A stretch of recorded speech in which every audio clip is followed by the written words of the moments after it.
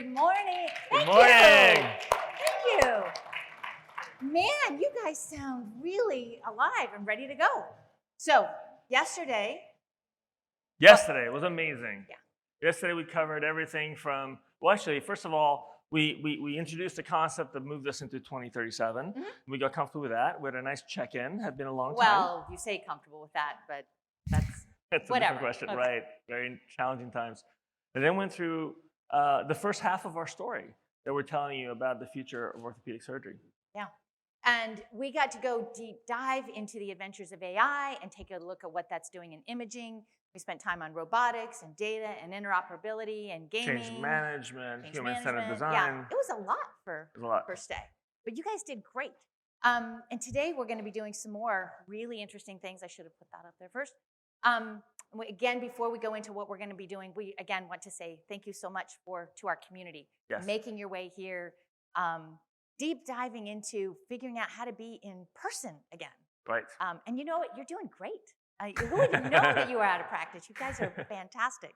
And we have some wonderful academic sponsors and, well, one academic sponsor. One major academic sponsor, the Department of Yes, and Orthopedic we're going to Surgery. hear from him in just a second. Yes. And then our industry partners. Yes, Stryker, DePuy and Zimmer Biomed, thank you very much for being here. And those symposia yesterday Outstanding. rocked. Yep. So we got another one coming up today, so that's going to be super fun. And we're going to dive in today into the biggest question of all that everybody asks is, okay, how are we going to pay for this? Financing the vision. We want to learn more about sensors and science, lots more about science. Right. That was really fun. Fabrizio did a great job. We're looking forward to that. What do you want to say about Meta XR? Oh, we have an extraordinary session on MedXR. We're going to go all the way to virtual hospitals where you pay for your care using cryptocurrencies, into the origins and the future of augmented reality with Louis Rosenberg, who essentially invented the concept and did the first research on it. So it is a we're so conversation excited. that I am so excited to hear. And we're going to hear from Intel as well about their vision for it. So it's a very, very exciting section. Yeah, and then of course, IDEO is going to be coming. And as we mentioned, as you're listening today, and we've got IDEO, who is this global, highly respected, outstanding design firm that are going to come and help us design. Because as we mentioned, the real challenge, oftentimes you hear these great ideas, then you go back and you get 1 inch away, one knock from the door to your CFO or to anybody in that executive suite who owns a budget, who makes decisions, and you need to know who they are, what the challenges that they have, and why this work matters. So they're going to be helping us work through that. These are those shining faces that have these really wonderful approach. I mean, it's just the way they talk about things. I love the design language. Yes, it's always worked so out they're well. going to help us with that. So what we had this premise, as we talked about yesterday, for those of you here, is that we want to give you the opportunity to go to 2037, 15 years out from now, a place where you can suspend your belief in reality and engage with this information in a way that allows you to think openly about the possibilities of the future without too many of the constraints of the moment. The idea being that... Let's let the video talk. Let's let the video talk? Yeah. Let the video talk. So you saw some of this yesterday, but we want to remind you. So if you guys can cue that up, over this. And like that, please. Today is April 28th, 2037. The world is immersed in what we once called the metaverse. Today, mixed reality is nothing more than one of the many realities I move between without giving it a second thought. I play games in fantasy worlds that are as real as the virtual office where I work and see clients. My kids visit the nurse practitioner and health coach without leaving school, and all the labs and testing are done at home using sensors, digital devices, and at-home testing kits with results rapidly available and digitally shared with their health team. My home is tracking everything about me, and I mean everything, from how well I sleep to what I eat. And my personal assistant, Andrea, is making sense of all that disparate information by prompting me with encouraging guidance and nudges at opportune moments. My insurance pays for Andrea too, as it keeps me healthy, but that's just what's on the surface. Back in 2022, we were starting to see the beginnings of what was called the healthcare revolution. AI was starting to be a thing, taking care of mundane, repetitive tasks. and ensuring that resources were allocated properly. We were seeing the early signs that predictive analytics might help people make better choices. We saw billions of dollars invested in healthcare startups, focusing on the patient experience. With time, empowered and educated patients drove reforms by voting with their pocketbooks. They called it the consumerization of healthcare. Access to affordable care became a priority to anyone linked to the interwebs, which are now everywhere, from rural Arkansas to downtown New York City. Do you recall the first time we saw machine learning translated into machines that could actually learn? Looking back, it was not healthcare that was changing in the early 20s. It was the world that was changing around healthcare. Healthcare simply followed along, perhaps a bit unwillingly at first, but it evolved borrowing cutting-edge technology from industries that had already undergone their own digital transformation. We adapted VR from gaming and esports, infrastructure and payment models from banking and telecom, and customer service. Yes, can you believe it? Customer service came to healthcare from the likes of Amazon and Best Buy. Smart chatbots replaced long waits on the phone, and all our medical data started to live on the blockchain. Now I can share my lab results, clinical history, MRI images, and anything else with whomever I want, wherever I want. And we were also worried about this idea called interoperability. So yes, indeed, welcome to 2037. It's a wonderful world that back in 2022 was just a glimmer of possibility. It was people like you that built this world. People with passion, people with vision, people who joined the revolution and saw it coming. I'm grateful to you. This world was worth building.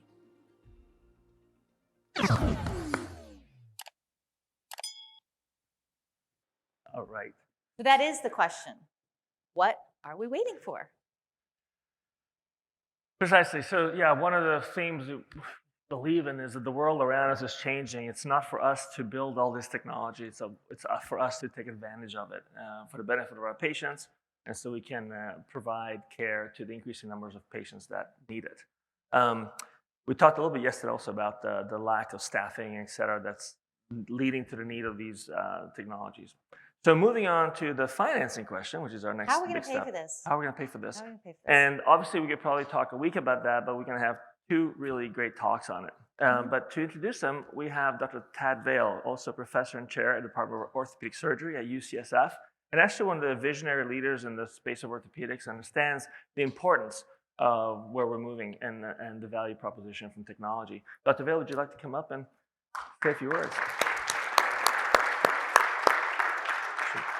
And say thanks to you guys. It's incredible to watch this event evolve, and the idea of looking into 2037. I think we're maybe a little bit more comfortable with what does 2037 look like. But just on the ground today, I wanted to give you guys a little feedback. I was talking to my colleague Jason Miller from JBJS, first time attendee at this meeting, and said he will not miss it again in the future. So that's where the enthusiasm and the energy comes from. Thank you. So thinking about the finance question, as I run a department, several $100 million budget, and I'm also co-chair of the finance committee for UCSF Health, which is $7 billion of expenditure and budget to keep track of. And the idea of how do we incorporate technology into our vision, our cost effectiveness, our ability to maintain a margin. And it's a struggle to know what to bring in, where to make the expenditure, how to get the return. And so this next session, we've got a couple of great speakers that'll begin to address that topic with some new concepts like blockchain and other data analytics that would help. Can I ask you a question on that? Yes. So you're thinking about, you said the cost, how are we going to make this work? What are the questions that you ask to say, how do we make the lives of our practitioners better? How do we make sure that technology is actually helping them and not getting in the way? Well, that's a very good question, because right now, if you look at the physician community, the burden of documentation is huge, and it's contributing to physician burnout. And I suspect that's not unique to healthcare. It's not unique to physicians. I can promise you it's not unique to physicians. I Right. can promise. But so that's a huge question. How do you so how do you bring in technology that makes day-to-day life, that makes interacting with patients better and easier? We've Joyful, talked, maybe? joyful, Yeah. return the joy. Yeah. I mean, we've talked about the idea of a physician walking into a room with a patient, having an interaction, never writing a note, walking out of the room, and the whole thing is documented, and the data is collected, and the recommendations are collated. 2037, right? That's 2037. That's what we ought to be doing instead of still sitting at the computer, typing a note, turning back to the patient, and then maybe doing a physical exam. It should be more seamless. We should have the sensors, the environment, the collection of data that we're hearing about here, constructed in such a way that we can use it. Excellent. And is there a metric that you have that measures fun and joy? Like, I mean, seriously, when I Yeah. open up an app Right. and you see something like, oh, that's really, there's a dopamine hit to say, oh, I can't wait to open that up. Right. Well, not Can not we on put that in if there's level. not? But here, it's another. Your question's a really good one because it's another example of where we're probably not using technology fully. We could be, measuring heart rate, and we could be measuring dopamine maybe with a sensor and seeing how people really feel. Right now, we survey, and there's survey fatigue. We survey. We ask our That's right. physicians so many times, how do you feel, that they get, irritated because we're asking. So that's another opportunity. Talk about restoring the joy. How do we measure that? How do we know? And how do we, not contribute to the opposite by asking too much? Right. Well, let's let him go. So, anyway, Conversation. but thank you again for being here. Oh, It my is pleasure. absolutely wonderful to have you here and to be live and alive. Yes, thank you for coming. Great. All right. Well, to have you. my pleasure. So I'm going to turn Thank that you, over guys. to you. we have, actually, I don't need that. You don't no, need that? No, Okay. I'll take care of that. No, I'm not. My instructions from Stefano were to be brief. So that's what I'm going to be, is brief. We have two speakers in the next session, Bobby Samuel and John Bass. As a reminder that the pandemic has not completely left us, John will be joining us remotely because he can't be here today, having to do with the pandemic. He's fine, but not here. So first off, Bobby Samuel, VP of Engineering at Anthem AI. And the vision that is in Bobby's bio: improve patient outcomes. And by the way, I used pen and paper. Everybody remember how that works? Probably not a best representation of what you're trying to demonstrate, Steph. Improving patient outcomes with advanced technologies such as genomics, machine learning, user experience, and especially precision medicine. Does that sound familiar? We are very interested in hearing what Bobby has to say. So, next up, Bobby.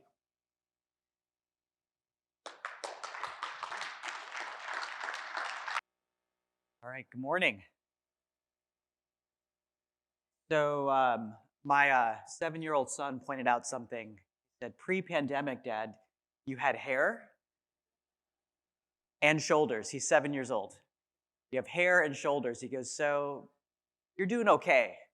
You win some and you lose some. So my name is Bobby Samuel, and I'm excited to be here with you today and share with this group about how to finance the vision.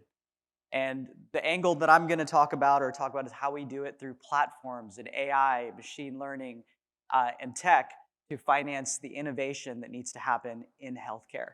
We all know we need to get there, and we saw the video just a few minutes ago. And I would challenge us to say, I would love to see that prior to 2037. Love to see that. And some of that tech is already here today and in prototype. And you've heard some of it yesterday and some of it today as well. Some of it a little later. So the organization I work for is Anthem. And Anthem is, we believe that digital health is here now. It's here today. That it's preventive, it's proactive, and that it's personalized. We are also, all of our endeavors are focused on becoming and being consumer-centric. We believe that it should be digital and AI first, not to replace human interactions, but digital and AI first, and that everything should be oriented towards total health and well-being. Not just feeling okay, but really being okay and getting there. So how do we finance the vision? Well, the vision comes through innovation. And let me talk a little bit about how we're going to get there. But I'm going to start with the problems that we're facing first. So today, and this may be familiar to many of you, but today, 80% of an individual's health outcomes are determined by where they live, work, and play. I don't know about some of you, but many in my field, where we live and work have become synonymous to the same place. The places we play have been affected. And as a result, from where many of you work and the places that you go to practice your profession, those places have become hard because as people have become angry or upset at the change and the things that have happened, workplaces have become tough. And then health has also been impacted by that. And even though people travel seamlessly between each of these pillars, what we find is that our data doesn't. Our data, when we go from one physician, one hospital to a specialist or to a personal device, our data is not connected. And so our data continue to sit in segregated silos, many of them with legacy technologies that don't talk to each other. So last year I saw in Forbes, there was an article, a line that said, this came out in late 2021, that 52% of US health systems executives believe that data sharing or information sharing is the technology that have the biggest positive impact on patient experience. So let me tell you what Anthem is doing right now. So this is happening today. As we speak, it's going on. So what we're doing is we're bringing together health plan and pharmaceutical data, clinical data like observations, labs, diagnoses, as well as data from sensors, emerging tech. Some of the sensors are for things like sleep apnea sensors that are coming together, others for things that you're even wearing on your wrist. And then finally, community and social data, bringing all of that together. And for those of you that are unaware, but for social data, that might be someone that lives in a food desert, so they don't have access to grocery stores or fresh food, or a transportation desert, that access to care just isn't there. So being able to address those needs, and then even the question that Shauna asked and Stefano asked, that how are you feeling? All of that impacts how and sets context on how we're able to receive and or give care. We're pulling all of that together, but I want to just postulate with you that it's not the data. The data is just the foundation. There's also, we have to elevate the game into shared analytics. So that's where we are going now, into shared analytics to show what is this data telling us, what's the context, and that's the puzzle pieces of machine learning, AI, tech, all coming together on the foundation of data to enable innovation. So Anthem has a digital platform, and the purpose of this digital platform at the foundation, like we said, is data, it's analytics, it's predictive, proactive, personalized insights, but all of this coming together to deliver seamless experiences. And that is critical, seamless, delightful experiences in healthcare. Not just for the patient or the consumer, not just for the advocate or the care manager, and not just for the clinician, but for the community, for all of us. And at the very base of this is Anthem's digital platform. This is where all the data is coming in. I'll introduce a system called HealthOS. HealthOS is connecting to over 1 million clinical endpoints by 2025, pulling in all of this clinical data, merging it with claims and labs and diagnoses and other values, pulling it all together. And then on top of that, we're running AI, machine learning insights to, with all the intent to move people and help people live the best and healthiest life that they can. To even sometimes very simply take the next best step. Sometimes that's all it takes. But I want to focus on the personas that are along the top today. So as a consumer, filling out your paperwork, going from one office to the next office, going from a dentist to a physician, and although it may make sense to someone that's in the profession of why that data is not shared, to the consumer, they're seamless. They're the one person. They travel from place to place, and their data doesn't go with them. Why do I have to keep filling out the forms? Or if I need access to care. For example, yesterday I had a problem with my SI joint, and I really needed to talk to my doctor. But my doctor wasn't available. I would have taken any doctor at that point because it hurt so bad. I needed to talk to someone. I turned to YouTube to look for step care. How do I treat this? How do I take care of it? Having access to care 24/7. Consumers are looking for it, and their experience is fragmented. From a care advocate perspective, as a consumer, when you're looking for help and you're reaching out to someone, for that person, with your permission to have context on your health history, your prescriptions, your lab results, the last appointment, or that maybe you've missed something and your prescription hasn't been shipped, having information and having access to that is a simple experience. And also moving the care manager from just talking to person A to person B to person C, to actually having delightful, engaging conversations with the person they're interacting with, because it's at the right time, it's when the person wants to interact, and it's a good time to have this conversation instead of, I'm just following through my checklist today. I've got to get through my top 10 and move on. From a clinician, our user research is showing us, and we're designing interfaces today, of what does a clinician need the moment you have 30 seconds before you walk in the ER or the ED. 30 seconds. We'd love to have 3 minutes to be able to look and have context on this person we're about to see. Sometimes it's 30 seconds, or sometimes you're just walking right in. There isn't any time to make eye contact. There isn't any time, and Shauna did this to me earlier today, to sit down and say, hi, my name is Shauna, and I'm here with you today. I'm here with you. We're going to get through this. You're important. You matter. The human experience is part of this experience. And what we've done is we've gone from transactions to transactions, and we need to move into connections and relationship. So the platform, as we pull all this together, starts to enable that. And so let me share a little bit about all of the innovation that sits in the middle and how we fund that. So on one end of the continuum, we've got Sydney, which is a member app. It's using AI, machine learning to anticipate the needs of members.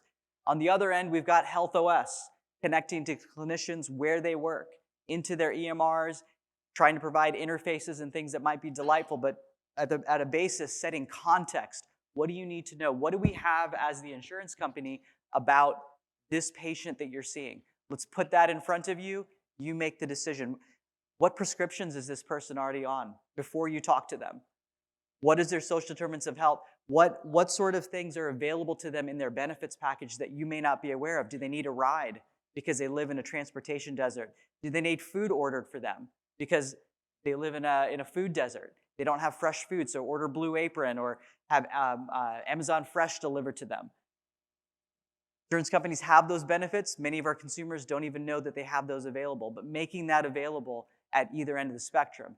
In between, how does this get funded? It's innovation. The innovation for moving us from reactive care to preventative and proactive care. That's where the funding is going. That's where we as an organization are putting our efforts. We're working with companies today, from startups to established organizations, to fund sensors, to fund things that are innovative, to move and elevate the patient or the member experience, the consumer experience, into something delightful, into a device that they're willing to wear, into things that actually help improve their lives and give them nudges into things that they actually want to do to improve their health and their total well-being. So in that middle, when we reduce the burden on cost of care, all of the innovation and all of the funding gets put into that. Anthem has made significant investments and continues to make investments in this space. In the next 10 to 15 years, we predict most of our investment will be in the innovation space. Today, we're focused on virtual care, home care, rewards and loyalty programs, the simple sensors we have today. Tomorrow, it will be home devices, robots that are in your home. It'll be in ski equipment that will tell, since we're in a room of orthopedic surgeons, ski equipment that actually talk to the consumer and tell them you're favoring your right side more than your left. Or in their goggles telling them, avoid this part of the hill. There seem to be a lot of accidents happening in this space. We will be funding those things because guess what? It keeps people healthier. It keeps people out of reactive care and helps us be proactive. So over the next few years, we expect to see a major transition, and that transition has begun. We're expecting that to get bigger and bigger and heavier. And I'd be remiss to say this if we didn't do this. As part of our digital transformation, as part of where we're going, we must promote or champion health equity for all. Healthcare must be better for all people. And in that, there's some certain simple steps that we can do. First of all, promote health literacy. Everybody needs something different. You may be educated and you may be trained in a medical profession and have difficulty navigating the healthcare system. There are other people that have zero of that training and are also trying to navigate the healthcare system, and they have other problems that are impacting that ability to think through, what do I need to do and how do I need to manage this? Secondly, flexibility. We believe that flexibility is the key in this, that personalized supply must meet personalized demand. So it's the right care at the right time, at the right place, the right person.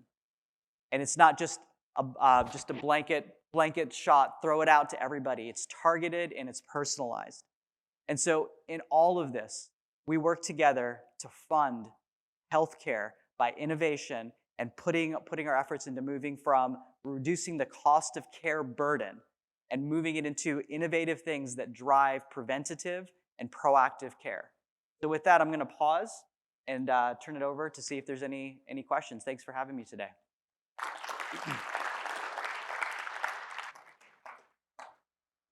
Fantastic vision. Thank you very much. The idea of health equity and integrating data. Right now we're studying area deprivation index, and it turns out that regardless of your demographic, if you live in an area that is a high ADI, your health outcome is poor. So speaking to the value of the data, to understand that specifically granular information about things that could be changed about a certain area. Absolutely.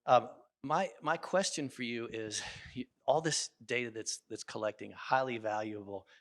Can you talk about what you're doing now to make this data available, to integrate it, to allow these systems to talk to one another? You mentioned the electronic health record, in addition to the things you're doing within your company. How do these integrate, and what are the challenges that you see? There's so many challenges. And the integration is, there's a system called HealthOS. It's one of our platforms, and it's cloud native, it's payer, provider agnostic. And what it's been designed to do is to talk to legacy systems. So this legacy, it connects to EMRs, it connects to health exchanges, immunization registries. It pulls that data together. And let's be clear, if you've looked at an EMR recently, when you look at an EMR, that data is not, sometimes it's suspect. It might be not clean. So we're even going through steps to normalize and clean that data and make sure that it's ordered in a way that it makes sense and that dupes and those things are removed. So we're connecting, and we're not only receiving from the point of care, but then we're sending it back to the point of care cleaned up with other information that may not be available to that one particular EMR. Absolutely critical. From a provider perspective, we see these tools, and then there's this, and it's almost, you can reach out and touch it and the sensor, but then integrating it with what's available, it turns out to be a bigger separation than you might think. And, right. and great to hear that progress is being made. Well, and the context is key, because all of that, it's not just about the data. It's not about having that bit or byte in place. It's that it helps you have context to the person that you're talking to. And that makes all the difference in the world. Fantastic. Thank you. Thank you. Thank you.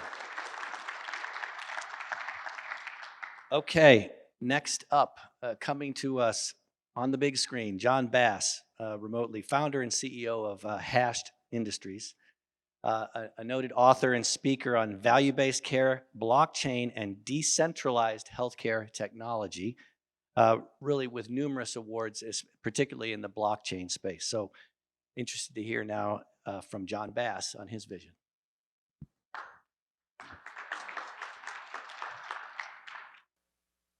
Good morning, DOCSF.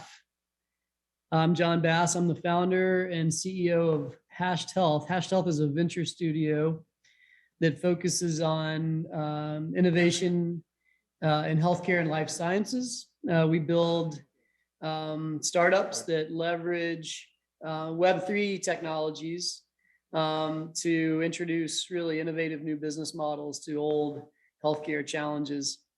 I've got a background in orthopedics and in supply chain, value-based payments.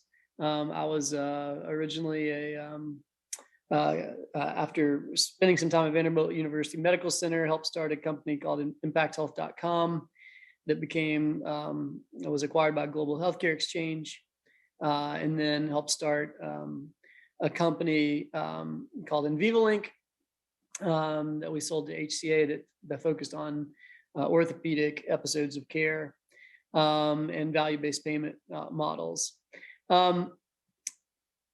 Given my background in orthopedics, I'm really distraught that I can't be in SF today to be with you all. But I'm excited to share some of my thoughts with you on the future of payments. And I hope that this information is helpful and can help you think a little bit differently about and perhaps a little bit more optimistically about the relationship between commerce and care. I was asked to specifically focus on answering two questions. What will payments look like in 2037? And paint a vision for what that looks like, and also talk a little bit about what new technologies might enable this new and more healthy relationship between commerce and care. So to start, let's talk a little bit about payments.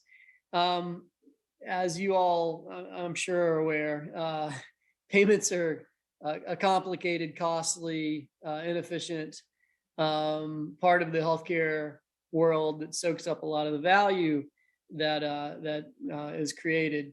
And it's more than just moving money between one account and another, one business and another. There's a lot of other administratively challenging things that go into payments. There's transaction disputes. There's things like credentialing. Are as a provider licensed to treat a patient and get paid for that treatment. There's approval for services. There's insurance. There's fraud. And then you add on kind of this move towards value-based payments, and things get even more complicated because you're starting to fuse together the movement of money with clinical and environmental data that don't kind of naturally fit together very well. And whether you like it or not, payments, contracts, financial systems, banking, these kind of more transactionally oriented systems of record that we've built up over the years are perhaps the defining structure in healthcare.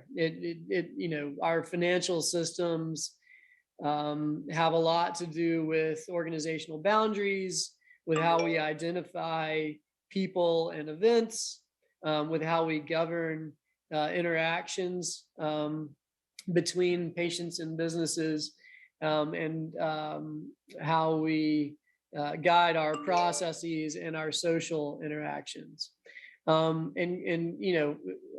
The systems and the processes we've built up over time were designed for another age. They are not kind of in line with where the world's headed, and they've created a lot of dependencies on very administratively burdensome areas of healthcare, such as revenue cycle. It's created it's created an addiction in healthcare to rebates and chargebacks and retrospective reconciliation. So, I would argue that the system itself is working as designed, and that design is costing us a lot of inefficiencies. According to the 2020 CAQH index, we lost $16.3 billion in 2020 to revenue cycle inefficiencies. And in addition, the traditional fee-for-service, there's a lot of challenges around access and outcomes and incentives, as you all know. And then, if you try to move to value-based systems or risk-based systems, we have a lot of challenges there as well. We've got, over time, we've built these systems of record that treat banking data and clinical data and transactional or claims data as three separate things. So they just don't fit together very well. And so everything that we need to be harmonized is currently dislocated. It's really hard to as a result, it's really hard to scale up kind of these innovative payment models that we are banking on to be our savior in terms of where payments are headed. The other thing I'd mention is that just generally there is a crisis of trust in healthcare that I think we're all familiar with. There's a lot of distrust between the general public and especially insurance companies, especially pharmaceutical companies. And I think some of this is pre-COVID. I think some of this has changed, but this is Edelman's trust barometer in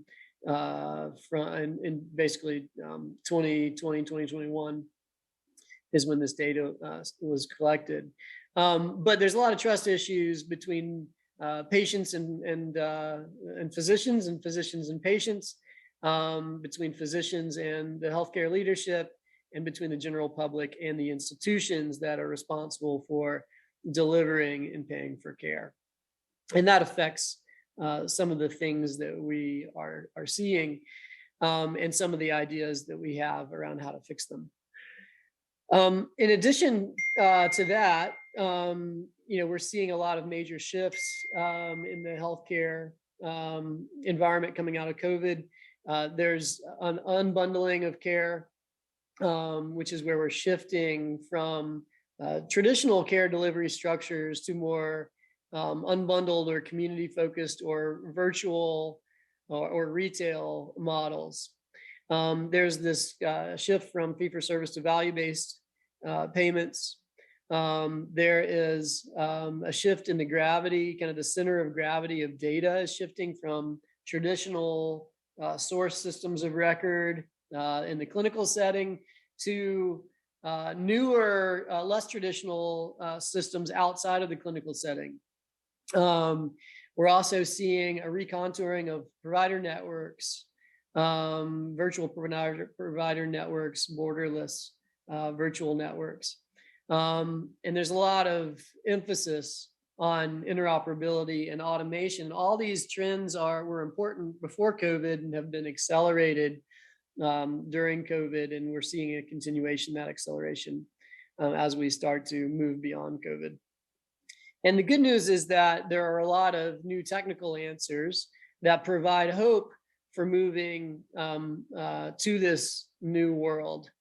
And I'm going to talk about some of those technologies here in just a minute. We're seeing a lot of signals outside of healthcare around Web3 technologies and primitives that allow us to start really innovating at a very basic level, at a foundational level around economics, kind of some of the social structures that are involved in the delivery of care, and certainly the technologies that we use to deliver and pay for care. And when I talk about Web3, what that really means is kind of this new version of the internet that's organized around individuals rather than being organized around centralized companies. A lot of people point towards, Uber as an example of a Web2 company. And then a version of Uber in Web3 would be a community of drivers that own the network and that are receiving the value created by the network, rather than Uber as a centralized organization extracting most of the value and kind of giving crumbs to the drivers. You can think of the same thing with Spotify, which currently soaks up most of the value that could be going back to the artists who are publishing their music on the platform. These Web3 architectures are generally based on open source software, and they're built by a community of contributors that are all governing and owning these platforms. So these platforms in the Web3 world are owned and governed by a network of curators and artists or individuals who are responsible for the creation and the delivery of value through the platform. And so all of this represents kind of this idea of community governance, community ownership, and community access. And it represents a new way of thinking about how we bring together kind of social organizations or communities who are all aligned around a certain goal, and then are all where the kind of the idea of community is baked into the technical model and the business model. So when we talk about Web3 systems, we're talking about kind of the sweet spot between a new technical business model, a new technical model, an innovative new business model that is uniquely enabled by that technology, and a community of people who are coming together to help create and govern that new company. So that's why you oftentimes hear of Web3 being referred to as the creator economy or the ownership economy, because we're taking kind of these advertising-based business models in Web2, and we're shifting them to decentralize them to a group of community members who are the ones who are actually creating all the value on the platform. And then, how this is surfacing in the news is often through kind of these themes around DAOs, decentralized autonomous organizations, NFTs, non-fungible tokens, the metaverse, and cryptography or cryptocurrencies. And so you're seeing, a lot of investment going into Web3 architectures, Web3 companies. You're seeing a lot of big companies putting a lot of money into things like the metaverse, into cryptocurrencies, into NFTs. You've got these things like Bored Ape Yacht Club, which is not only an NFT, but also a way to acquire this non-fungible token as access to a community of individuals who are all aligned around a certain kind of idea or certain goal. It's just a really fascinating space, and we can learn a lot about the future of healthcare through these new primitives that have been created in Web3. So when we talk about non-fungible tokens, we're talking about unique ownable assets. So when you buy a Bored Ape, or when you buy any kind of NFT, you may be buying, you're buying an ownable, unique object that can serve as identity in a digital platform and gain access to a community, gain access to governance over the community's pool of funds that have been created through the sale of these NFTs. So think of NFTs as a unique ownable digital asset that almost serves like identity in the metaverse. You can think about new types of asset exchanges where those NFTs or other digital assets are being traded between being traded or being exchanged or being tracked between counterparties who care about that digital asset. You can think about moving from traditional systems of record, which are centralized, like a electronic health record or an ERP system, towards more decentralized systems of record that extend beyond the walls of an organization out into a community and are being fed by multiple sources that could be clinical and financial and environmental sources, rather than kind of siloed to claims data, as an example. You can think about things like programmable value transfer, which is basically treating a cryptocurrency or a crypto asset, a digital asset, and programming the movement of that asset between counterparties so that value is transferred like based on software. It's programmable. And so you can start to code how money flows across a value chain, which is a really interesting new way of moving value around based off of a shared source of truth for data in healthcare. And then you can think about this idea of decentralized autonomous organizations, where there is no centralized company. It is a community of people who are all aligned around a certain goal or a certain social initiative, and they are, as a community, governing that community. So no one can change the rules. No Web 2 company can sell to like an insurance company and then the rules change because a board of directors decided to change the rules. The community itself is the one who changes, is only able to change the rules. And this is the way like Bitcoin works, as an example. Bitcoin is a good example of a decentralized autonomous organization with community governance. And so these primitives are really important and enable a lot of really interesting innovation. And a lot of the reason why you're seeing so much investment in Web3 is because Web3 introduces these ideas of ownership and scarcity to the internet. And apologize. And the Web3, mashes up these economic and social and technical forces that are really, in terms of value creation, well beyond anything that the internet natively can deliver. So let me give you an example of kind of a Web3 payment model that you could see in the future. So in this example, let's talk about knee replacements. And we're going to talk about kind of a decentralized marketplace and decentralized autonomous organizations as the buyers and sellers on that marketplace.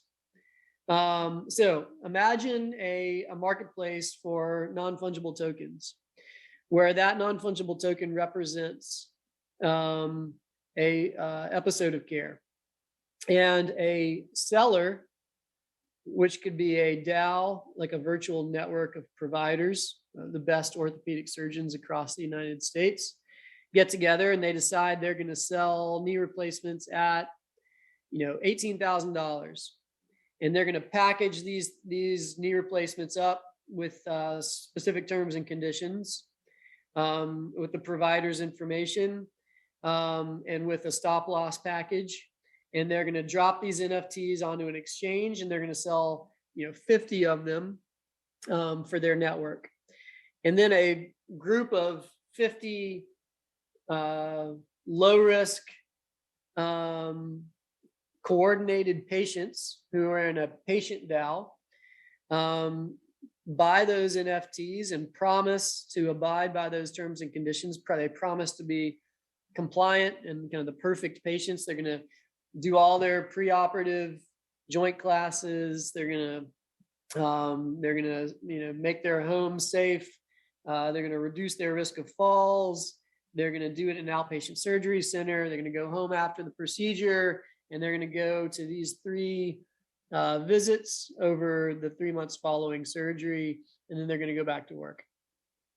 So you've got this kind of seller provider virtual network selling these non-fungible tokens. You've got this virtual network of patients who are buying these NFTs and promising to abide by the terms and conditions of those. And you've got payment happening with a stable coin, so it's very efficient. There's no bank sitting in the middle. And then you've got basically that patient's wallet is perhaps credited with a certain amount of money, and the balance in that wallet kind of goes up and down over time based off of that patient's compliance to the protocol and their activities and the behaviors that we're trying to incentivize.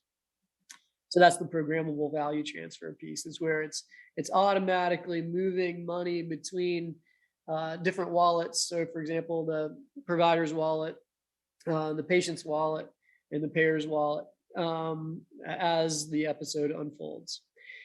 So that's an example. What does this deliver? Well, there's no revenue cycle. It creates predictability on both sides of the market. So the buyers know what the cost of that treatment's going to be, and the sellers are getting know that they're going to get paid, so they're not losing a bunch of money to collections and the revenue cycle challenges. So it's very predictable for both the buyer and the seller. It's very patient centered. It's very rational. It's focused on, it's optimized for competition and choice and access, and it's fully transparent. And there's no fraud because we can track the movement of the digital asset from the seller to the buyer, to the point of care, et cetera. And so this is an example of a fairly simplified marketplace structure and payment structure that I think in a lot of ways reduces a lot of the traditional challenges that we face with our traditional system, where we've built up all this administrative complexity and burden. So it's an example of what you could see down the road. It's been a pleasure sharing my thoughts with you. I'm truly sorry that I can't be there in SF, and I really hope that the rest of your meetings go well over the remainder of your conference. If you have any questions or would like to chat further on any of these are things that we're working on at Hashed, and I know that there are a lot of other people out there, really talented teams working on similar initiatives, but feel free to reach out to me on Twitter, or you can email me at jbass@hashedhealth.com. Thanks a lot for your time. I hope you have a great conference. Take care. That was such an extraordinary session. I think that so many ideas came up with that would come back and just take a minute to tackle some of those thoughts, because normally we'd go on to the next talk, but yeah. And first of all, I hope all those notifications, he was able to answer them at some point. Busy guy, even though he's got COVID. Yeah. So as I was listening to that, one of the things that is so exciting to me, this year at South by Southwest, Dolly Parton performed, and she did all of that through the metaverse, and she had NFTs there. So when he's talking about Web 3.0 and it being the creators and it being those networks of providers that have the ability to more closely transact, they move closer to that transaction. The other thing that was really fun too, that when we talk about the future of work, there's so many companies now that are creating platforms, business platforms to engage for what we refer to as the deskless workers. So that is, the people, that's us, that's what we do. So I have so many questions for him, but when you're listening to John, what is it that gets you really excited to see this technology can solve the problems? And this is what, the fact is, this is it. This is coming. So this is going to be 2037. Just like in the video, we said, healthcare didn't change it. The world changed and healthcare went along with it. So how is healthcare going along with this and being part of it? Go along with it. Yeah, how will we? Absolutely. So incredible new technology solving a problem. What I really liked about that presentation looking to 2037 was the interface between NFT, blockchain, and actual delivery of care, using the example of total knee replacement. Mm-hmm. Now, a lot of questions come into my mind about this. I mean, he was describing a qualified group of providers. He was describing a qualified group of purchasers. You need scale so that you can mitigate risk. If you're a purchaser and you've got risk factors, you go to the marketplace, you've got an advantage, right? Because there's a defined price. How does that work? But what if that defined group of purchasers that come in to buy, all about them, you have access to, and they can share with you their entire health record. And well, that's my point. You would need that. Calculate the risk, and then the system is automated. You would need to share that. The other thing that came to my mind in that was he mentioned that payers remained in that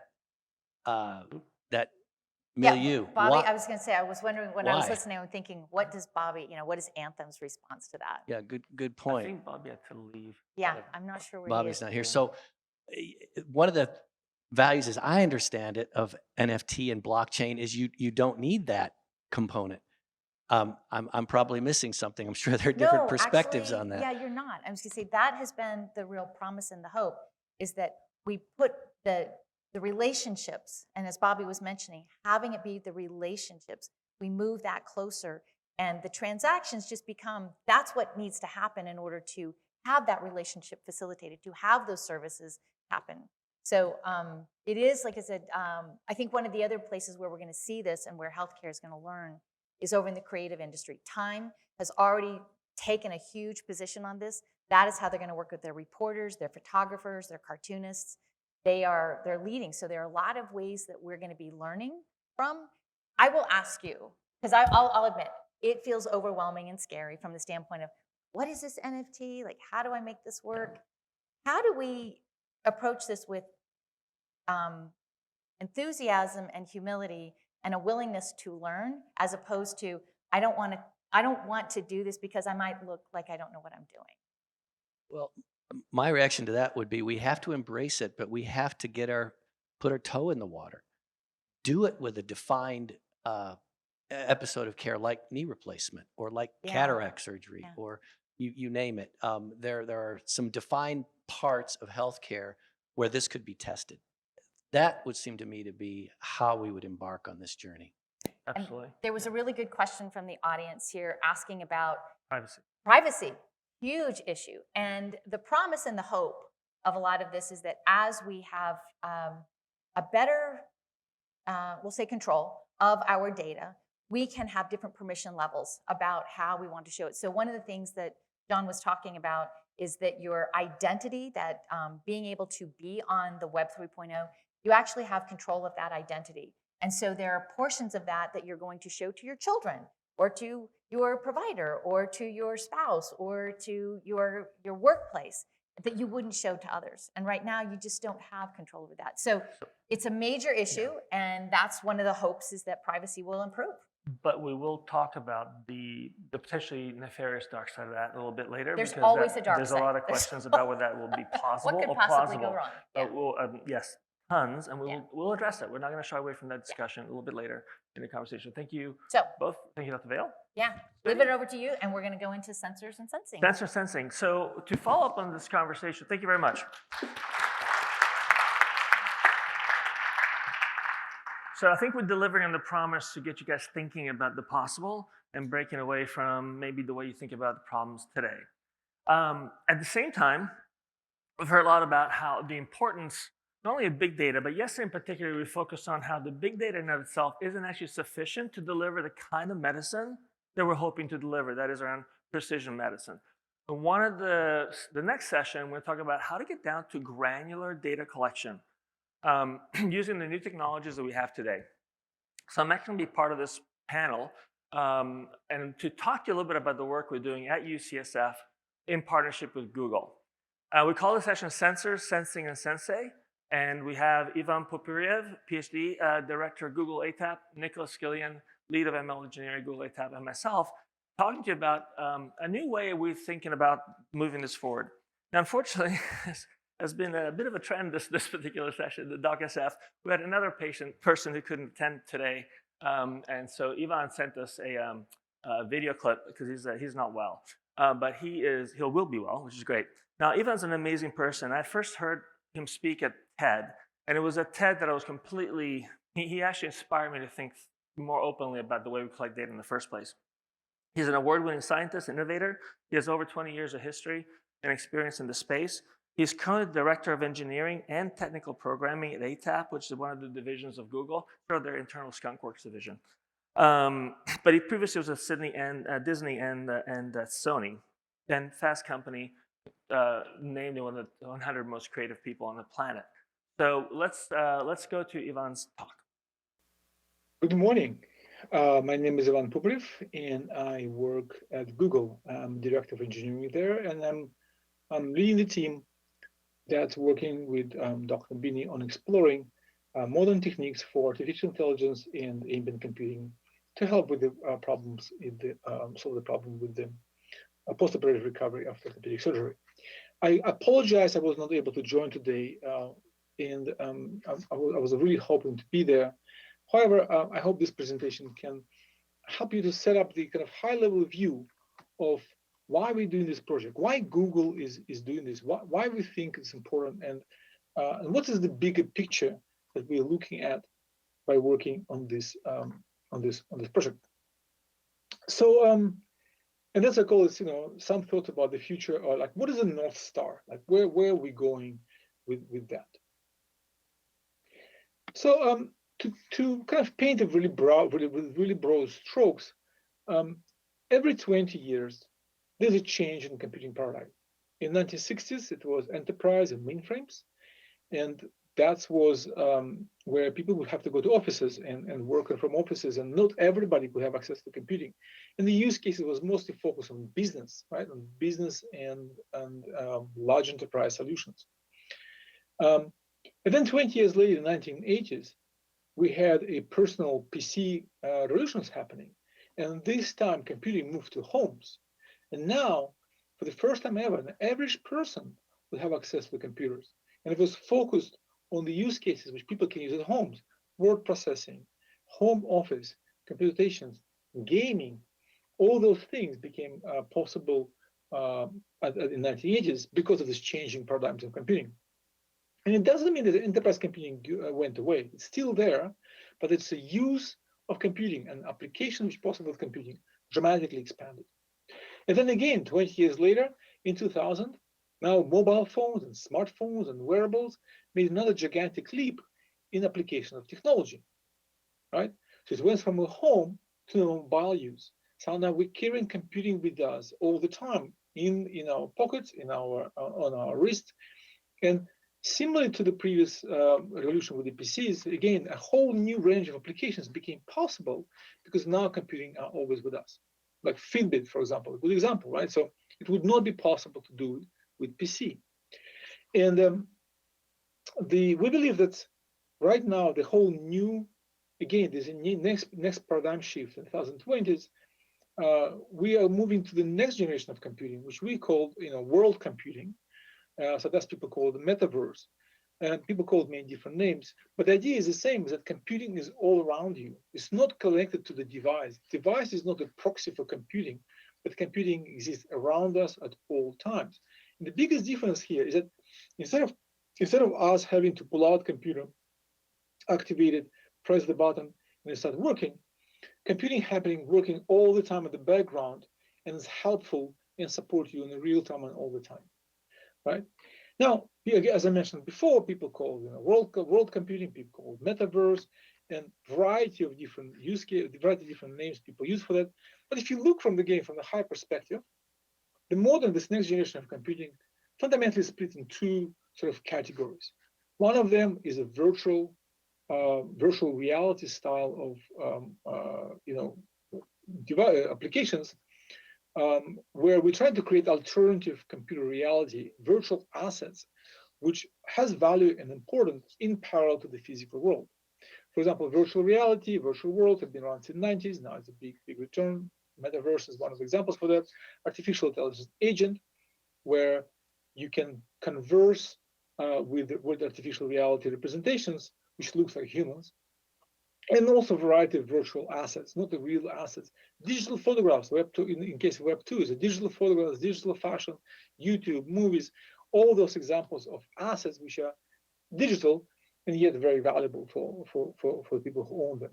And now with Web 3, the question of ownership became even more interesting and impossible. So you have now crypto, NFTs, and DAOs, and all these new techniques allow us to take this digital asset ownership and exchange even further. So this is all kind of virtual assets. The alternative vision for that, and that's something which we are interested in very deeply, is instead of trying to create alternative reality, we're looking to see how can we take computing and embed it in the physical reality. How can the physical world to be enhanced with computation, which happens in the background and all the time. And again, as with a lot of things in life, this is very sort of old ideas, as old as virtual reality. Some of them is augmented reality, an idea that the graphics can be overlapped on the physical world, and when you go see around, have virtual images overlapped on top of the physical one, augmenting them with additional information.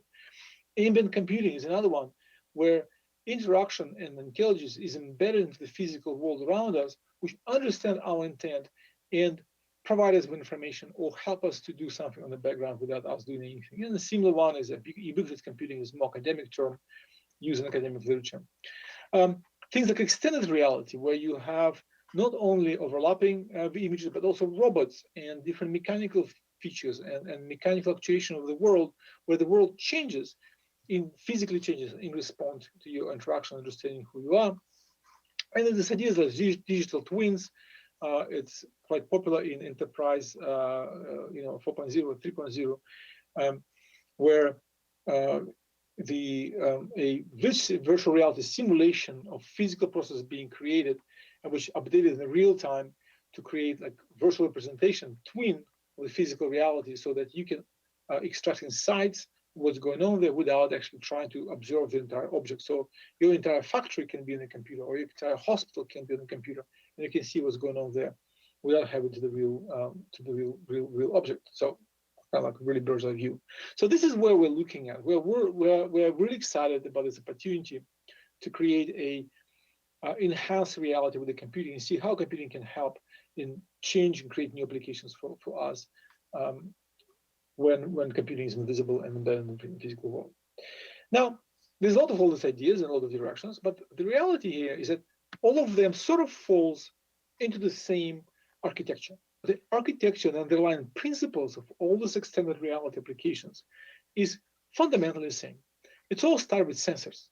So we are using sensors to scan the physical reality, scan the objects or domains of interest, measure them, and convert them to the data, right? And the better sensors you have, and the more sensors you have, the more accurate representation you can create, right? And once you've done this measurement, what you can do, you can now transmit this data into the cloud. And the transmission technique is very exciting, and it's a very important part of it, because new technologies such as 5G or satellite communication, and so another emerging communication technology, allows us to transmit very large amount of data from the object of interest, from the location of interest into the cloud in the real time. So that's how we can in real time almost have a real-time representation of physical objects. And once all the sensor data gets in the cloud, we can combine them together and create digital representation or digital twin, if you like this term better, of some sort of entity or artifact we're trying to investigate or keep track or measure. And it can exist, of course, on the cloud, but it can exist on the blockchain. It can exist on other storage techniques. It's not important. The important thing is that all the variety of the sensors can be combined in a single holistic representation that represent the event, the entity we are interested in. And once it has a holistic representations, we can apply modern AI techniques to that representation and get insights or recommendations, understanding, but also create a return loop and control our environment if we want. And once we have this stuff, when we have this insights and presentation, they can be presented back to the consumer. Right, the consumer could be for example, a doctor, professional, or health professional, or a customer, a patient, or anybody can get this data and use it in a way to go and update the physical object, or propose some sort of activities in the physical world. Now, the display itself, if you think about that, doesn't have to necessarily be just visual display, or can be virtual reality display, can be mobile phone, can be watch. It can also be a robot, which in return for that for this loop goes there and adjusts something in the physical world. So we can build a complete loop from the reality to digital twin and back to the reality. So, as I mentioned before, all the approaches we have right now, they all fall in this generic diagram of how things work. And the work we're going to present today, my colleague Nicholas Gillian, who's going to talk a little bit about it, is actually follows this exact architecture. And this architecture being implemented for that particular use case, which is the quality measures after knee replacement surgery in orthopedic procedures. So why we think this architecture is interesting and exciting? I mean, it seems pretty common, right? So, but why do you think that it opens new opportunities which is not possible before? Let's talk about 4 of them, right? So why 4 opportunities which and 4 qualities that leads to new use cases, new opportunity applications. First of them is sensor clouds. So instead of trying, until now, when collecting data from sensors and sensor fusing data from sensors was extremely difficult and just computationally and logistically very hard, right? So that's why most of the cases we're just using one sensor or few sensors, and it always becomes very complex. It doesn't scale with number of sensors. You add in one more sensor, so your system starts working, right? With the modern techniques, we can truly combine as many sensors as we want and create true sensor clouds where sensors don't even have to be connected to the same computer. They don't even have to be in the same network. As long as they connect to the same database in the cloud, we can combine the sensor data and merge various sensor data in a single representation, as I mentioned before, of the holistic representation of the object, which means you can look at the data from many different angles. You can combine visual data and accelerometer data and radar data and all temperature and create one single representation. And it becomes possible because with the modern computational techniques and communication techniques, very little computing needs to be done on the edge. So the small device you put in the environment to measure some sort of performances does not have to have any use case applications or any particular models or particular computational techniques on the device. It can be a very inexpensive device which just collect the sensor data and transmit it to the cloud. It's a purely bridge from object into the cloud representation or digital twin representation, right? And that's very exciting because you can optimize them and then make them very inexpensive, very reliable, and they're not dependent on the use case. So the same sensor can be used for a variety of use cases because it doesn't have an intelligence on its own there. All it does is collect data, transmit to the cloud using some sort of 5G protocol, right? Very quickly. And once this data inside of the cloud and kind of used to build holistic representation of certain object or something, you can apply the entire power of computing, the entire power of internet and the cloud computing to solve your problem. You can truly run supercomputing AI on any use case.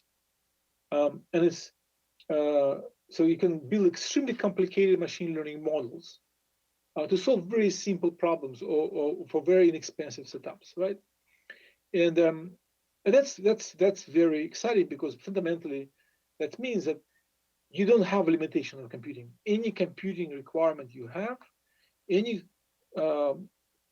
level of complexity of the problem you have, we can solve it right now while work staying at scale, while staying within the power constraint, within the cost constraint, and so on and so forth. So this is super exciting. And it also means because of the communication, because of the chip devices, because of that, this all can be done in real time. So we can continuously getting this data, send to this cloud, computing, providing insight in real time, all the time in real-time analytics. And that's, again, this has not been possible until recently. And now I think with new emerging technologies, it's becoming possible. And so today, my colleagues, both Dr. Bini's colleagues and my Google colleagues, is going to talk about some of the use cases which are possible with this kind of architecture. Our work on which we're going to talk about, what we're going to talk about is completely based on these principles, right? So we're using multiple sensors, almost no computing on the edge.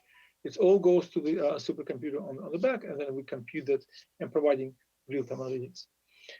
So I would like to pass baton to my colleagues and talk about the project we're building. And I would like to thank you very much for your attention. And if you have any questions, you can connect me on Instagram or on Twitter. And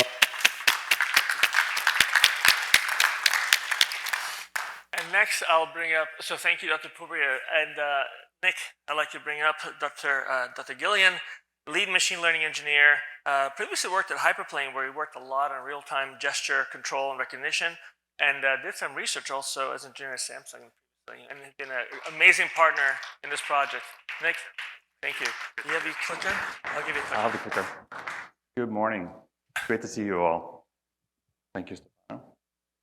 So as Stefano said, yeah, my name is Nicholas Gillian. I lead machine learning at Google ATAP. So as Ivan said, ATAP is an innovation lab at Google.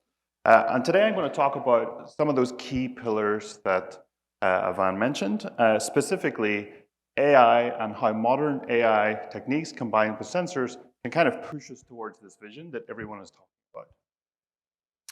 I'm going to talk about this in the context of the project that we are doing in collaboration with Stefano's team at UCSF.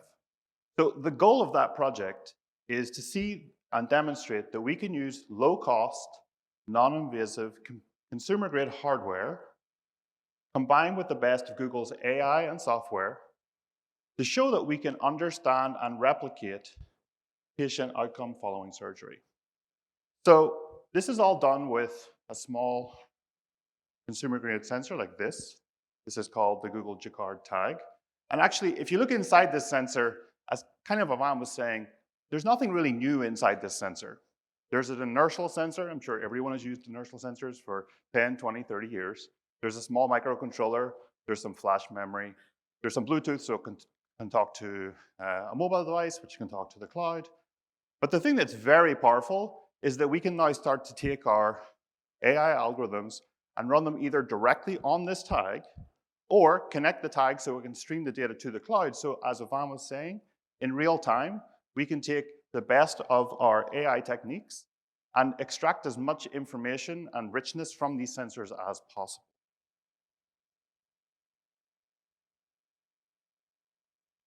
So this project is specifically looking at TKA, but we expect that the techniques we're working on here should be applicable throughout healthcare. Specifically in the project right now, our goal is to show that we can replicate these $100,000 plus state-of-the-art GitLab systems. So motion capture, force plates, I'm sure everyone in the room here is very familiar with these systems. And we're working on demonstrating that we can, through these very small, cheap inertial sensors, we can estimate very similar outcomes to these state-of-the-art systems. So in our current setup, what we're doing is, you can see on the two pictures on the left here, a standard motion capture setup. I'm sure everyone in the room has seen this before. So you have infrared dots placed all over the body, cameras throughout the room, so we can track the user as they move around and estimate their joint limbs and so forth. And then on the floor, you can also see some force plates. So through the combination of kinetics and kinematics, the GitLab system will then estimate the user's key variables. And in these studies, we have a few of these Jacquard tags placed across the user's body. So specifically, we have one sensor in an insole on the shoe, one on the shank, one on the thigh, one on the pelvis, and one on the wrist. And we have symmetrically same setup other side.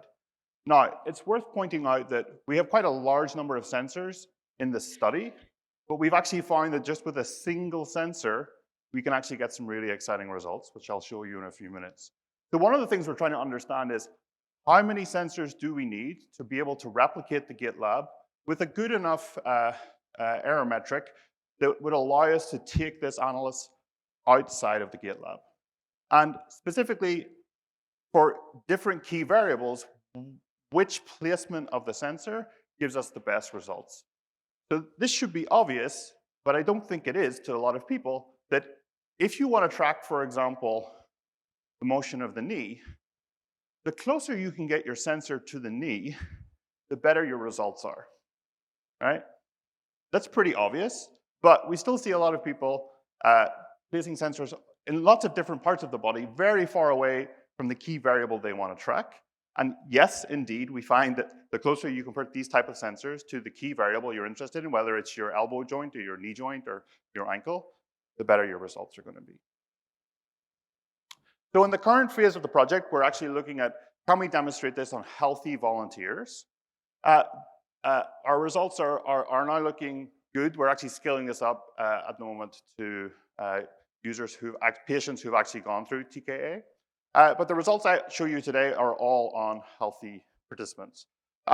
From this, we're trying to extract a number of key variables, the standard variables that you would get from a GitLab system, such as knee angular velocity, total support moment, hip flexion, and so forth. And we're trying to understand with these inertial sensors, what are the key variables we can replicate, and what are the things that we either have higher error on or we just simply cannot replicate? Because this is not magic, obviously. There's always a limit to sensing. There's always a limit to AI. We're trying to see how far we can push this. So this is how the setup works. This is what it looks like. So on the two plots here, on the second and third row, you can see around 2 seconds worth of data from our inertial sensors. So on the second row, you can see the accelerometer data. So you have 3 axes there, standard X, Y, Z. And on the bottom plot, you can see the output from the gyroscope. So again, you have roll, pitch, yaw. So it's a standard kind of 6-axis inertial sensor. On the top plot, you can see here one of our key variables from the GitLab. This is knee angular velocity. And in orange, you can see the output from the UCSF GitLab. So this is the state-of-the-art reference signal that we're trying to replicate. And in blue, hopefully everyone can see this on the plots, you can see the output of our neural networks that are taking this inertial sensor data and actually trying to predict what the time series is. So the key thing here is we're using advanced AI techniques to take the raw sensor data and directly try to predict what the output of the system should be. So this is a similar type of task to, I'm sure everyone here is familiar with language translation. I'm sure you've all used perhaps Google Translate at some point to maybe translate from English to French or French to Spanish and so forth.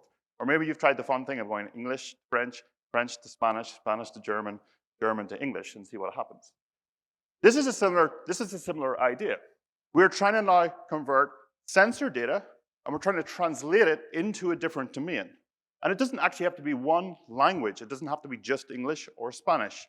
We can actually estimate many variables from the same input. So here's another example. Again, this is knee angular velocity for multiple plots. You can see again, the system is not absolutely perfect. The error is not 0. But as a researcher, I want the error to be 0. But I also have an industrial hat of shipping many products before. The error doesn't have to be 0. It just has to be very close to 0. It just has to be good enough so that we can actually expand this beyond the GitLab. So here, for example, you can see for knee angle for fixed walk. And there's a very interesting point on this plot, which is, hopefully everyone can see this at the bottom. So in red here, you have the ground truth data from the system. And you'll notice one thing, that the data is not consistent, right? It's sparse. It starts here at 200 and continues through. If anyone's worked with this system, this is very normal. This just means that the user has walked through a laser gate. The system has tracked them for maybe a stride and a half. They've walked through another laser gate, and the system stops tracking them. So they walk through, they're tracked. But notice our system is continuously predicting the data. This is because you're wearing sensors in your shoe, you're wearing on your knee, and so forth. This means that you can continue walking through the laser gate, through the door, down the stairs, out the door, get in your car, drive home, go for a hike, and our system can continue to make these estimates and send them securely through our apps to the cloud so that surgeons can actually look at these insights and gain insights from them outside of the GitLab. And that's really exciting, and that's one of the key things I think Stefano is going to talk a little bit about in a few minutes. Here's another one, which is knee moment. And another key one, which I'll point out again, so this is ground reaction force. Now, if you pause for a second, you're like, this is interesting. This is ground reaction force. This is not just taking the motion of your leg. This is actually combining it with the force plate that's on the floor and extracting joint angles. How are we doing this with just an inertial sensor? Well, I would say we're not really estimating ground reaction force here. what our models are doing is they're aware of the weight and the height of the user and so forth. They're aware of the acceleration of the exact acceleration of their foot as they're moving, different sensors in the limbs. By combining all of this, our models are at least able to approximate what this trend should look like. So they're not estimating true ground reaction force, but given enough context of the situation, they can do a good enough job that even in this case, obviously we have a higher error here than, for example, knee angular velocity. But even in this case, this signal may be good enough to give some useful insights to surgeons and folks that want to analyze this data. So let me talk a little bit about exactly how we're doing this. So I mentioned this sequence-to-sequence neural network technique, similar to the translation analogy. So we have the raw signal that goes into the network, and the network directly tries to estimate one or more of these time series. The key thing here is this could be one inertial sensor, or in our case, it could be a full suite of inertial sensors across different parts of your body. For example, in your shoe, maybe one on your wrist, for instance. It could be other types of sensors. It doesn't have to be inertial sensors. There could be a camera if it needed, or a radar sensor, or PPG, or a heart sensor. The key thing is the neural network doesn't really care. It just says, give me this input stream, and I will try my best to translate it into this other domain. So the way we do this, we break it down into 3 key stages. And this is really where the kind of modern AI principles come around. So the first stage is our encoder. And what we're doing here is we're taking one or more time series sensor streams, and we're trying to encode it into another subspace where the machine learning algorithm can extract and learn a lot of the rich features of the sensor. So that could be either one inertial sensor, multiple inertial sensors, or a sensor fusion case. The key thing here is that we train these encoders without any labels. This is critical because it's, as many of you will know, it's extremely expensive and time-consuming and very difficult to get patients to come into the lab and go through these motion capture systems. And you, from an hour or two of data, you might get just a couple of walking strides. It's very difficult and expensive to build this. So one of the key things we build on here is we're just taking the sensor data itself. It doesn't even have to be done in the lab. You could put the sensor on someone else and they could go and play baseball, for example. And what this encoder is doing is it's learning the fundamental physics of how the sensor sees the world, and it learns how to project that data into a better mathematical subspace to make it easier to solve these types of problems. So on top of this encoder, we then take the temporal information and we encode what's called a latent time series. And again, this is this mathematical subspace which takes all of the richness from multiple sensors, extracts very meaningful information from it, and starts to build this hierarchy of knowledge that goes over time. Again, this is done without any labels. And then the last key stage is built on this very solid foundation. We now can train one or more task-specific decoders. So for example, if we wanted to estimate knee angular velocity, we would have a knee angular velocity decoder. If we want to estimate a hip moment, we would have a hip moment decoder, and so on and so forth. And this is where we take a small amount of golden ground truth labels from, for example, the motion capture system or the GitLab, and we use this to train our models. So the bottom 2 components of this are all trained with unlabeled data. The top component is trained with task-specific data. And this makes these models very efficient when it comes to learning from small data sets or rare data sets in cases with patients with disease, for example, where it may be not only very expensive, but just extremely difficult to get that type of data. Another key thing to point out here is that this model is specifically built so it can actually run on this thing. So we can actually take this model and compress it down so it's small enough to fit on this very small inertial sensor, fit in 16 kilobytes of memory, run at very low power for extended time periods. But as Ivan was saying, we're going to be moving into a future where very little of the compute needs to happen on these devices, which means they will get even cheaper and they will get even smaller and the battery will last longer. As we improve our data transmission techniques and everything in the future, we'll see more and more of things moving from edge-only solutions to a hybrid to into the cloud. And this opens up, as Ivan was saying, this supercomputer to help push these results even further. So that's a high-level summary of how we're approaching this technique in terms of how do we map directly from raw sensor data into these type of insights. Something that's also worthwhile talking about is, in addition to taking this time series data, we can also pull extra context into these models to improve them even further if the context is available. So for example, if we have user context, if we understand the user's height, for example, or their weight, if we understand their age or their gender, all of these factors may help the model to improve its predictions depending on the task you're trying to predict for. Similar, if we can actually input specific information about the task, for example, if we know the user is going through a rehabilitation stage, and we know we're asking them to do, for example, squats, or asking them to walk up some stairs, or asking them to walk across a flat surface, if we know that, we can input this information to the model, and this can help reinforce the model's predictions and get even better predictions. So here's a good example of this. Along the top axis, we have our predictions using only the inertial data. And the bottom is when we can input some user context data. So you can help to see that just with the sensors alone, we get a very good prediction of the moment. But by adding this extra information, we can tighten up the outputs. So this is pretty exciting research, and both myself and Stefano are really happy about where the results are going on this. But sometimes it's very hard to get research out into products, as many people in the room know. So the good news is that the technology we're using here, from both the hardware and the algorithms, is exactly the same technology we have used in many products before, in partnerships between Google and Adidas, for example, where you can take the same tag, place it in an insole, and go out and play soccer for multiple hours. And these algorithms will be able to track your speed and how fast you kick the ball and how many passes you've done and so forth.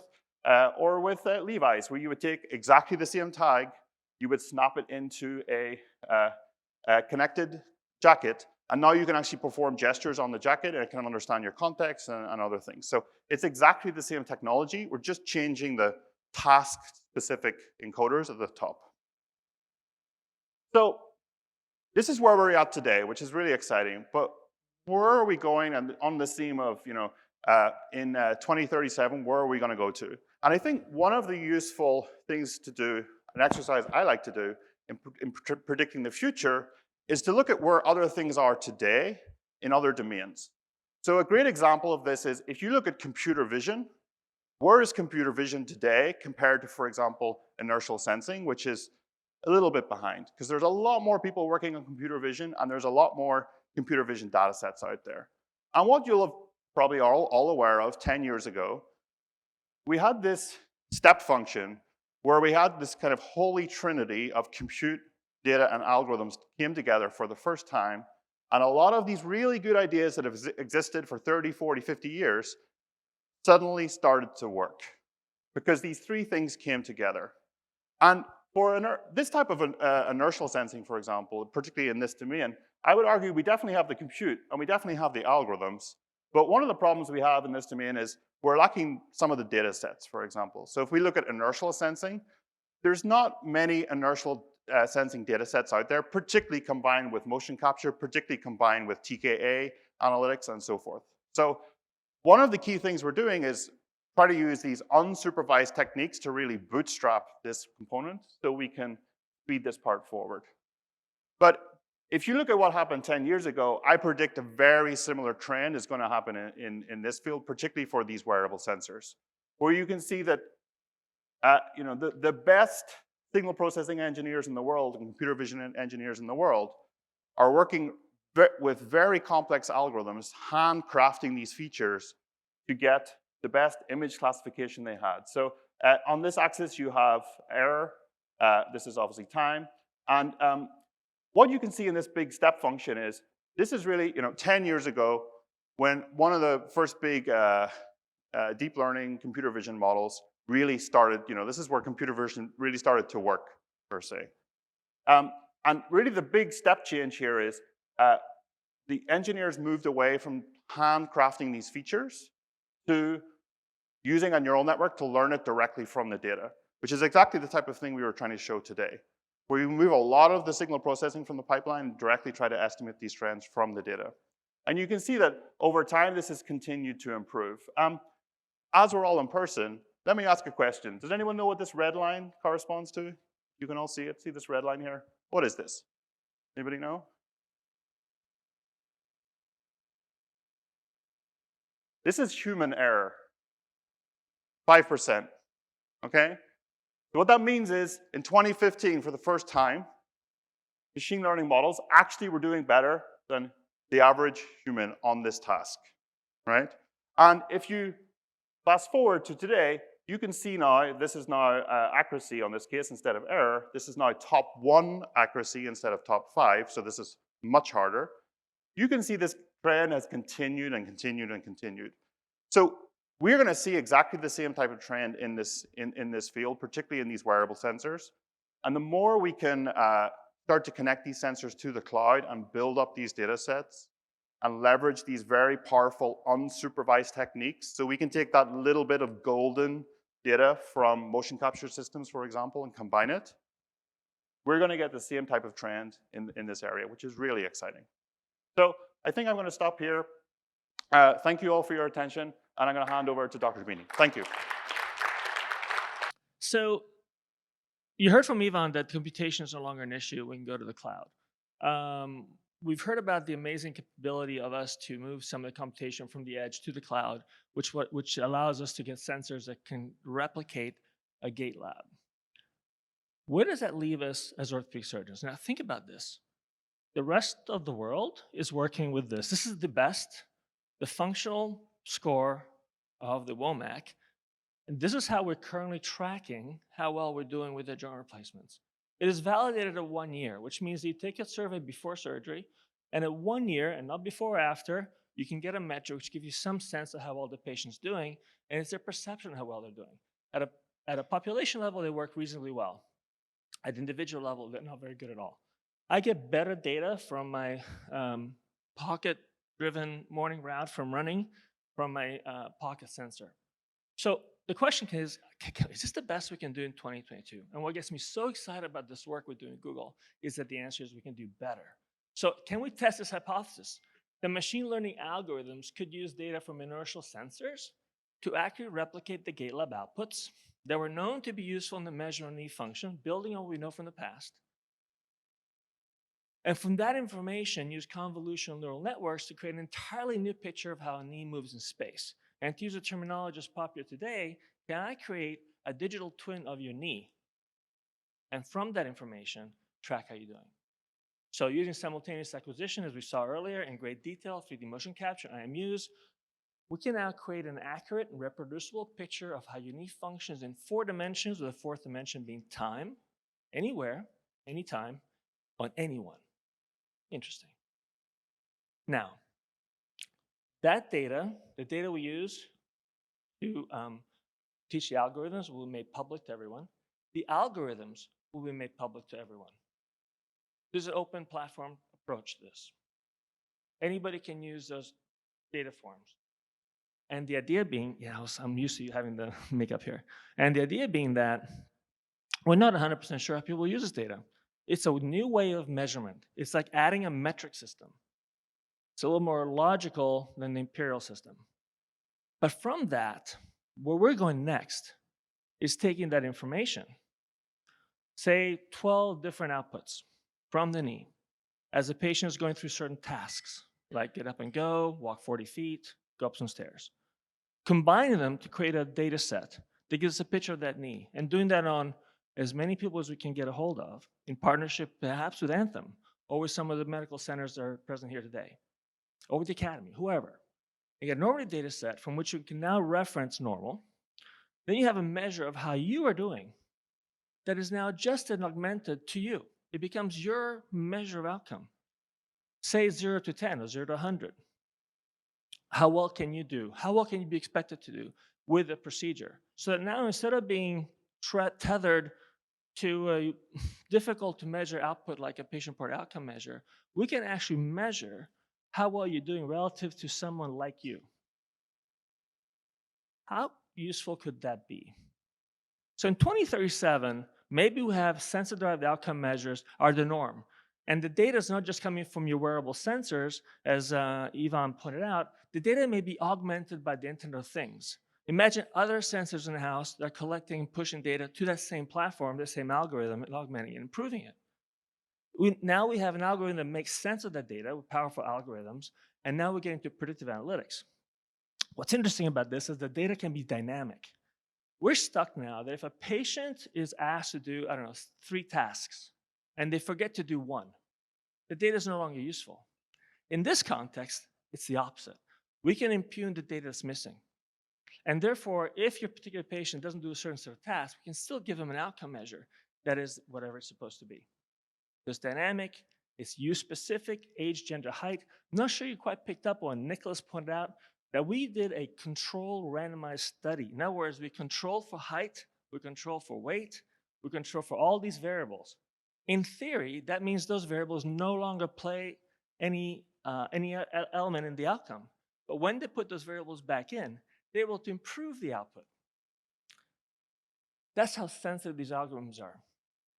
It's normalized to you, your peers, your social context, provides insights. Now, what we can do with data like this isn't just say, hey, your WOMAC score isn't great. Now I can say, your score isn't great, and it's because your quads are weak. It's because your other hip is problematic. We can track people and see their back pain increase, their inability to walk, or force them to walk in a certain way. And that all comes out from a sensor that you wear in your shoe, or your sock, or your belt as routine. What would that mean for patients? I just came up with some ideas. Imagine if it's embedded in the perioperative care pathways. Some of the work we've done at UC shows that patients really love the feedback loop about what's happening to them perioperatively. Now they get a really objective measure. We can gamify. We'll talk about it in a minute. It could be linked to a personal assistant. We'll see later today what a personal assistant could look like in the future. It's tracking, it's with you. They say, hey, by the way, I've noticed this. You should do that. It could be integrated to a personal health record, which is in the blockchain, which you can share and bring with you. And it's tied to insurance premium, right? If you achieved a certain level of outcome, you might have gotten to a certain benefit. Providers can now go at risk. If you have a measure that is objective, that is certified, that insurance companies agree to, and you say, this particular population, I have put a sensor on them, and I know they're going to require more cost or lower cost. I can go in risk-adjusted bundles. Patient management, of course, comparative data analytics, but also feedback. The feedback loop can now go back to your robot, can go back to your robot company. You can say that in my population, with the way I do surgery, these inputs lead this output, so you can change them. We haven't had ever an objective enough outcome that loop is actually functionally useful. If you look at all the data right now about outcome measures, et cetera, it's largely in the 0.6, 0.7 range. As far as I'm concerned, clinically irrelevant. Gamification. Obviously, if you have a measure that's objective, you can now start to play with it. I don't know how many of you have a Peloton, but if it wasn't for the little leaderboard on that thing, I probably wouldn't use it. But I'm competitive enough that I need to be in the top 30% of my age group. Otherwise, I keep running. That's what keeps me fit and happy. Gamification works. We learned a lot about it yesterday. These tools that require objective data outputs and inputs. Other use cases. I was talking to a friend of mine in New York recently. There's a company, pretty big company that's using drugs to decrease lack of muscle wasting during certain disease types. They're having a very hard time quantifying how effective the drug is because they can't measure the impact on patients' strength and gait and ability to walk. This kind of technology could do that. Orthopedic device development. Do we really know that a medial pivot polyethylene insert or a reverse shoulder arthroplasty, one sort or another, is better than another?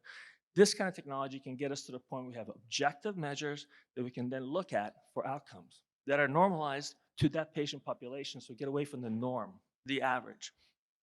Trauma, stroke rehabilitation, back pain issues, optimization of your gait. Yesterday we saw an incredible feedback loop using those pads that had tactile feedback. And they're able to change a runner's gait while they're running by providing feedback loops that went into tactile sensors placed on their skin so they could track them. And while they're running, give them feedback, hey, this one's not the right way to do it. What if we could do that with knee joint replacement patients? I think the potential here is massive. That's why I'm so excited about doing this work, because it gets us away from these paper-based, questionnaire-based outcome measures into an entire new world. And the way we're doing it at Google is great because it's going to be open access to everyone, and we hope to create a group of collaborators in the space to try to get to prove this point, because the last point in this, which we haven't proven yet as far as I'm concerned in healthcare, is that if we have all this data and we actually collect and act upon patients' disease illness, do we actually change the outcome? And I think that's a question that still is a little bit open, but for us to figure out. So with that, I want to thank you for listening. We're going to change a little bit the timeline of our break because we're a little behind. We plan to come back at around 10:30 and resume with science. So thank you very much. Hope you enjoyed that talk and how that comes in together with all the work we're doing. Thank you.